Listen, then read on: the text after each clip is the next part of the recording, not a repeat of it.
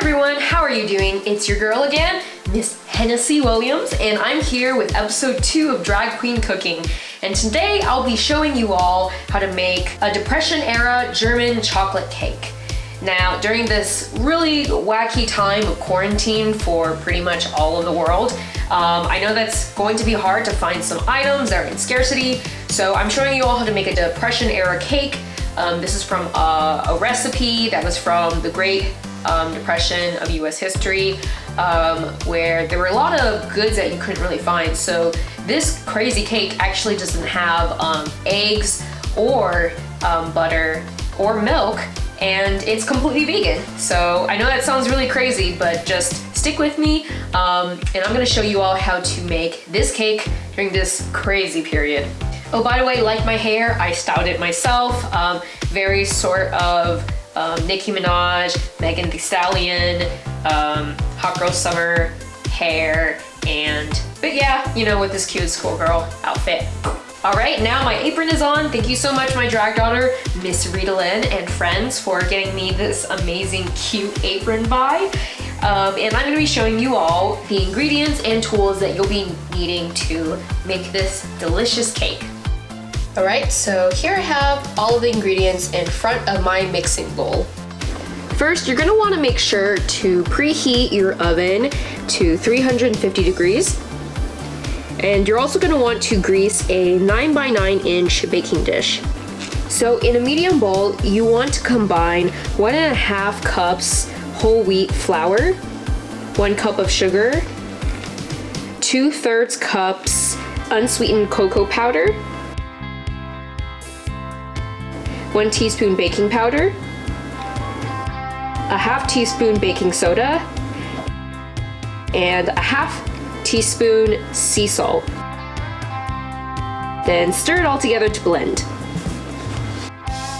Next, you want to add a 1/2 cup of melted coconut oil. Coconut oil is usually solid when I get it because of the colder temperature here. So I heat it up basically in the microwave. As you can see, it was a little bit more chunkier than I want it to be. Ideally, you would want the coconut oil to be completely liquefied. Next, you're gonna add 1 tablespoon of apple cider vinegar and 2 teaspoons of vanilla extract. You're going to want to pour 1 cup of warm water all over the ingredients and then stir it until it's well blended.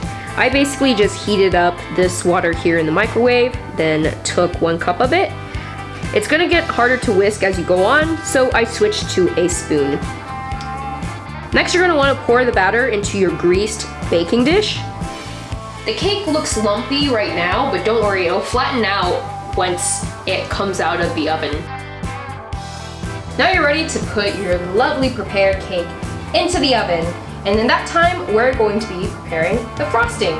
So the first important step, and make sure you don't skip it, is you're going to have a hot cup of water. You can just heat up your bowl of hot water from earlier, and you're gonna want to have 12 dates in it. So this is to make sure that they're actually soft enough to basically dissolve in the food processor.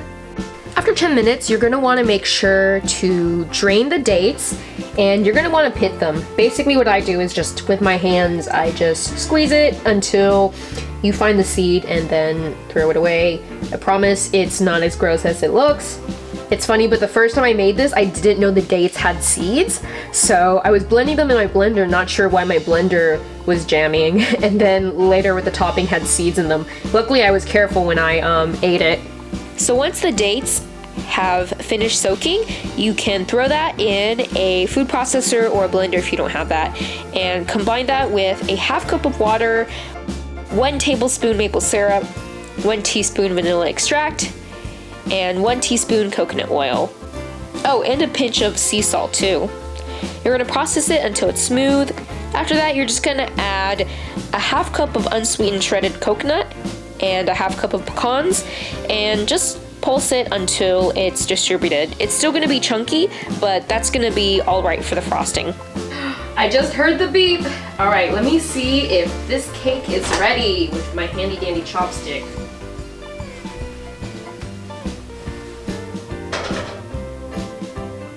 Yes, it is. All right, now for the grand reveal. Look how beautiful it is. It's actually still lumpy, but I can't wait for this to cool so that we can frost it. Now to set a timer for 30 minutes, which is when we'll frost and eat the cake. Yay! If you have cats, make sure that they're nowhere near this chocolate cake, or dogs. All right, y'all, the cake has cooled and I've just frosted it off camera, and look how beautiful it is. It actually looks a little bit different than the picture I see in the book. It's a lot more lighter. You can see the flecks of coconut here, but I'm super excited and I'm going to cut myself a slice right now to try it. Let's see.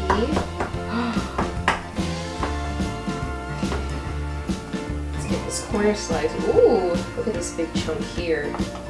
All right, here we go.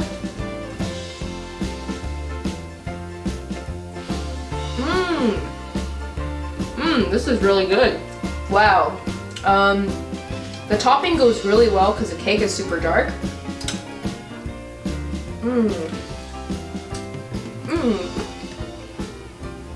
But the top is so buttery. I absolutely love this cake. It's such a treat.